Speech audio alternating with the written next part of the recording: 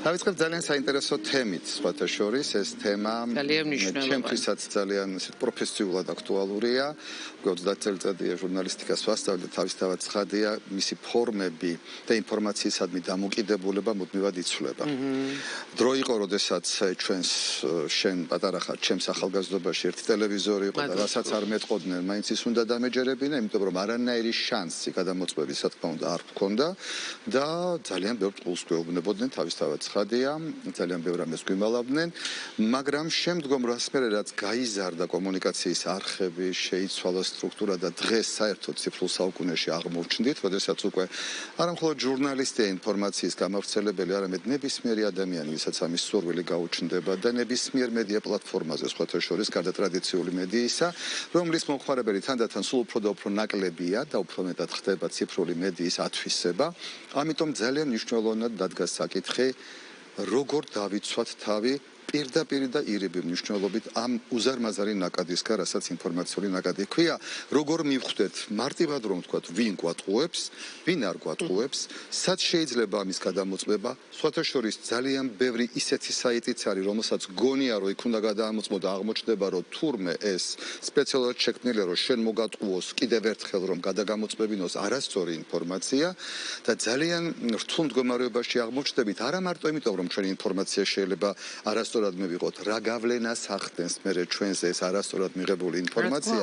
ეს არის ძალიან მნიშვნელოვანი და თან განსაკუთრებით ძალიან მოწყვლად ასაკის ადამიანებში, რომლეთაც ჯერ გამოცდილება იმისი, რომ გაიაზრონ ინფორმაცია, დაფიქრდნენ ტყუილია თუ არა ეს ყველაფერი თუ სიმართლეა, გადახარშონ და არ მიიღო როგორც ინტელექტუალური, ასევე რაც თავარია ემოციური სტრესი მათ შორის, იმიტომ რომ ძალიან ბევრი ინფორმაცია ამის შემცველია, ამას ჭირდება ცოდნა. ცოდნა ჭირდება იმას, როგორ გავფილტროთ ჩვენ ეს ყველაფერი და როგორ მივიღოთ ის, რაც ჩვენ ნამდვილად გვჭირდება და არ გვეგონოს, რომ რასაც ჩვენ ვიღებ, ეს ჩვენთვის საჭირო. თუ არ ვწდები, მე მგონი გებერსი იყო, ხო? გახსოვს რა თქმა უნდა. პროპაგანდის ძალიან ისეთი მამამთავარი, რაც უფრო აბსურდულია და დაუჯერებელი, ეს კი ერთ-ერთი ძალიან მნიშვნელოვანი პროპაგანდისტისა, როდესაც ყველაზე დიდი ტყუილი იქცევა ყველაზე დიდ სიმართლედ იფუთება, ასე ვთქვათ. სწორედ ამიტომ არის ესეთი დღეს უკვე ძალიან აქტუალური ეგრეთ წოდებული მედია წიგნიერება, ანუ ცოდნა იმისი, თუ როგორი ურთიერთობა გქონდეს ჩვენ მედიასთან და საქართველოს კომუნიკაციების ეროვნული კომისია ძალიან აქტიურად არის ჩართული სწორედ იმაში, რომ შეიქმნას ისეთი სახელმძღვანელოები, რომლებიც სწორედ მედია წიგნიერებას გზამკვლევი იქნება პირველ ყოვლისა სწორედ სკოლის ასაკის ადამიანებისთვის და დღეს უკვე ძალიან მნიშვნელოვანი სიახლეა, როდესაც ეს კომისია ქმნის ახალ, ასე ვთქვათ, გზამკვლევს, რომელიც უკვე არა სკოლის, არამედ სკოლამდელი, იმიტომ რომ ამ ასაკის ადამიანებსაც ძალიან პატარებს აქვთ პრაქტიკულად მუდმივი წვდომა აი ამ гаджеტებთან, რომელიც გაძლევს ინფორმაციას და რომელიც საიტი როგორ უნდა გამოვიყენოთ, ეს მშობლებმაც უნდა ვიცოდეთ, პედაგოგებმაც და თავად ბავშვებმაც. მშობლები ძალიან ცოდავენ, ცოდავთ მათ. რა თქმა უნდა, და ამაზე სასაუბრო და უაღრესად აქტუალურ თემაზე სასაუბრო დღეს გვაქვს კომუნიკაციების ეროვნული კომისიის წევრი ნათია კუკულაძე, დიდი მადლობა მობრძანებისთვის და სწორედ იმისათვის, რომ შეიქმნა ბილიკის მედია წიგნიერებისკენ ესეთი გზამკვლევი, მანამდე იყო თქვენს მიერ გამოცემული ესეთი სკოლისათვის უკვე გაკვეთილები, მედია წიგნიერების გაკვეთილები და დღეს დადგა ეს აქტუალობა. ეს რამე კვლევაზე დაფუძნებით გადაწყვიტეთ, რომ აუცილებლად საჭიროა თუ ემპირიული დაკვირვებით, რომ მივხვდით, რომ ბავშვები ამ ასაკის არიან ძალიან დაინტერესებული სწორედ ინფორმაციის მიღებით და სხვათა შორის გავრცელებითაც.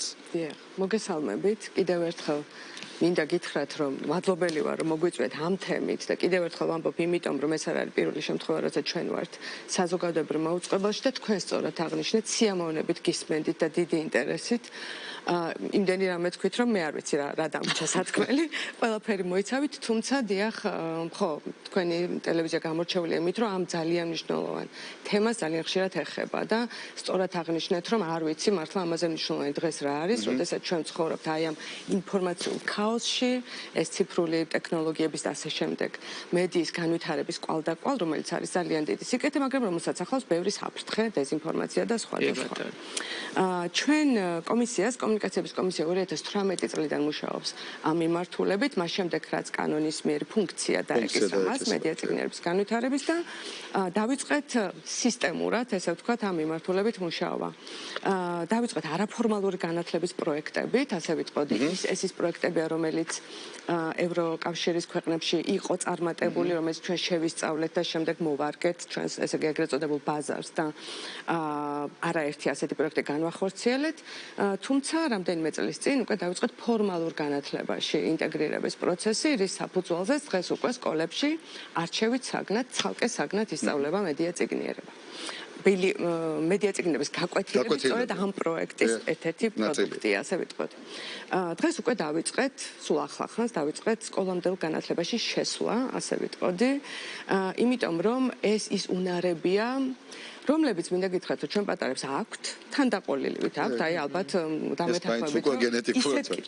ისეთ კითხვებს სვამენ, რაც შეიძლება დიდს არ მოუვიდეს.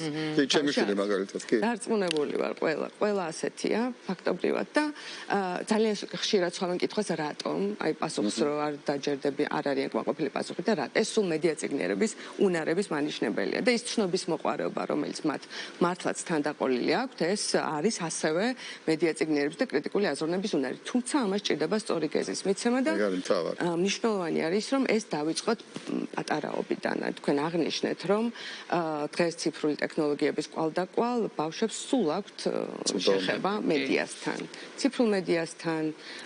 თუმცა არა ამაში მარტო ეს არ იგულისხმება, იმ მულტიპლიკაციურ ფილმს რო უყურებენ. ესეც მედია პროდუქტია. მნიშვნელოვანი მედია პროდუქტი. ძალიან მნიშვნელოვანი და იმაში შეიძლება ისეთ რაღაცები იდოს, რაც იქდებს თუდებს.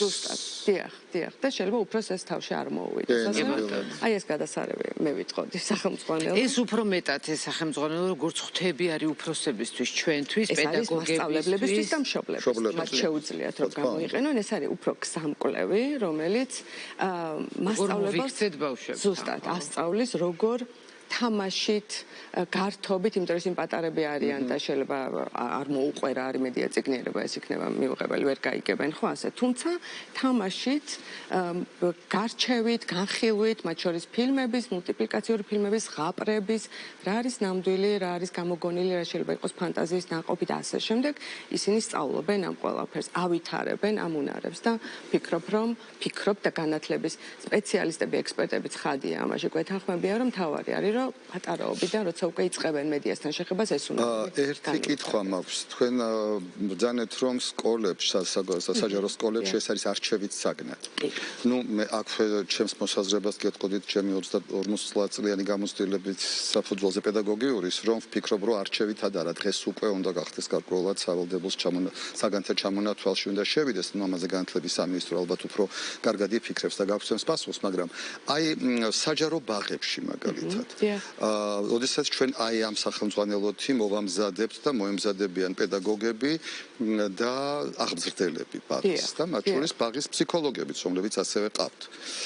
ეს იქნება, აი გინდა მოდი მოემზადე და ბავშვებს თუ გინდა ეს ყველაფერი აუხსენი, ეს შენებაზეა, თუ ეს იქნება აუცილებლობა, რომ თითოეული თანამედროვე ბაღის აღმზრდელი და პედაგოგი და ფსიქოლოგი იყოს აუცილებლად მომზადებული იმისათვის, რომ მას კონდეს ადეკვატური პასუხები დასმულ კითხვაზე რატომ. მადლობა ამ კითხვისთვის, ძალიან მნიშვნელოვანი, მე ვიტყოდი კრიტიკული კითხვაა ეს. ასე არ არის, რომ ეს იყოს სავალდებულო ამ ეტაპზე. მაგრამ სწორედ ის არის ჩვენი მიზანი და ყველა მიმართულებით ასე ვაკეთებთ ხოლმე პროექტებს, ვახორციელებთ პროექტებს, რომ პირველ რიგში ავუხსნათ ამ ადამიანებს თვითონ გაიგონ, რატომ არის ეს ძალიან მნიშვნელოვანი და ყველაზე მნიშვნელოვანი. ფორმალურ განათლებაში ინტეგრირება რომ ვახსენე და ზოგად განათლებაში ან სკოლებში უკვე ისწავლება ეს საგანი ამ ეტაპზე არჩევით საგნად, თუმცა მაინც დავამატებ იმას, რომ იქამდე სანამ ცალკე საგნად შევიდო და საგნობრივად იყო ინტეგრირებული და დიახ, სხვადასხვა საგანში და ესე ძალიან მნიშვნელოვანია. ასე არ ხდება, რომ ეს იყოს სავალდებულო და ჩვენ დავავალოთ, თუნდაც განათლების სამინისტრომ ან ბაღების აგენტო დაავალდებულოს აღმზრდელები, ფსიქოლოგები, პედაგოგები ბაღებში რომ ასწავლონ ეს ყველაფერი, მაგრამ ეს არის პროცესი, ძალიან საინტერესო პროცესი და მე დარწმუნებული ვარ, რომ ჩვენ მივალთ იქამდე, რომ მათ უმრავლესობას თუ არა ყველა საჯარო ბაღში იქნება ამ სახელმძღვანელოებით და კიდე სხვა სახელმძღვანელოებით მედია წიგნების სწავლება. ამისთვის ჩვენ არაერთი აქტივობა გვაქვს დაგეგმილი, ეს არ არის მხოლოდ ის, რომ გამოვეცით ეს სახელმწიფო და ამი დასრულდა. ეს არის უბრალოდ ერთ-ერთი ინსტრუმენტი, დასაწყისი. დიახ, ჩვენ აუცილებლად გვექნება შეხვედრები საჯარო ბაღებთან, მათ აღმზრდელებთან, დირექტორებთან, ადმინისტრაციასთან, პედაგოგებთან. ავუხსნით, გვექნება გადამზადების პროგრამები აუცილებლად. ჩვენი გამოსვლებით როგორც იწყებ აი ამ პროგრამას, იმ წუთში მოდის უდიდესი ინტერესი. და აი არ ვიცი, ათმაგდება ეს ინტერესი, იმიტომ რომ აი ამ მნიშვნელოვნებას უფრო კარგად იაზრებენ. ჯერ ერთი და მეორე ერთით მათთვისაც ძალიან მნიშვნელოვანია, რომ პასუხები გქონდეს. კიდე ნახეთ რა შეა საქმე, რატომ ვუსვამე ამას კრიტიკულად ხაზს და აი ეთერიც და ჩვენი მაუწყებელიც და ზოგადად აი ეს ჩვენი დისკუსიაც სწორედ იმიტომ არსება, არ მხოლოდ იმიტომ რომ გამოიცადა ეს ვთქვათ, არამედ იმიტომ მის მნიშვნელობაზე ვისაუბროთ, ხო? მე ვფიქრობ, რომ დიახ, დღეს ჩვენ ვცხოვრობთ ინფორმაციულ საუკუნეში. ეს არის ჩვენი საუკუნის რეალობა. ეს არის ყველაზე კრიტიკული რეალობა, რომელშიც ჩვენ ვართ და ყველაზე მნიშვნელოვანი თუ რამე შეიძლება იყოს, იმიტომ რომ დღეს განსაკუთრებით AI-ის ეპოქაში, შესაძლოა ჩვენ უკვე ეს ჩატბოტები ყოველდღიურ ხმარებაში გვაქვს, ყველა გამოიყენებს ამას და ამდენად ჩვენი ცხოვრება ამაზე ხდება დამოკიდებული. ეხლა მათემატიკას თუ ვასწავლით და თუნდაც ხატვას და მუსიკას ბაღში, ამ შემთხვევაში მაგ სკოლამდე რაღაცაზე საუბარი. ბუნებრივია, რომ ეს არა მხოლოდ ჭირდებათ პედაგოგებს და სავალდებულოდ ჭირდებათ, არამედ იმ მშობლებსაც, რომელთაც ეს ბავშვები მიყავთ იქ. მე ვსგულისხმობ გადამზადების კურსებს. ეს არის აუცილებელი, იმიტომ რომ მარტო პედაგოგი ამას ვერ გააკეთებს თუ მშობელის სახლში. ეს არ არის ის მომენტი, რომ მოდი თუ გინდაზე აღარ ჩვენ თუ გვაქვს ჩამონათვალში სავალდებულო აქტივობები, ყველაზე სავალდებულო უნდა გახდეს ეს. მე ხლა რა მინდა თქვენ კითხოთ. როდესაც აი ამას ვამზადებდით, ამით დავიწყეთ.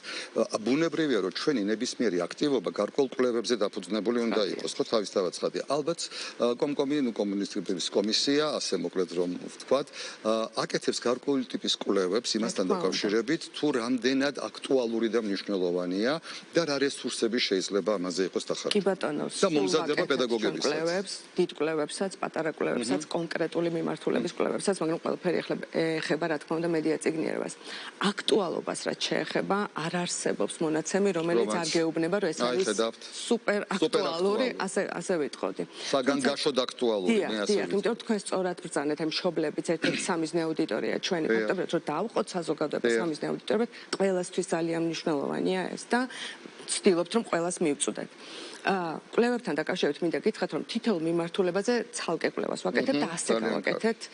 დიახ, სკოლამდელი განათლების მიმართულებით, რასაც ვამოწმებთ, მზაობა არის, რამდენად არიან მზად, დიახ, რომ ეს ყველაფერი მიიღონ და მივიღეთ გადაწყვეტილება, რომ შევიდეთ აი ამ.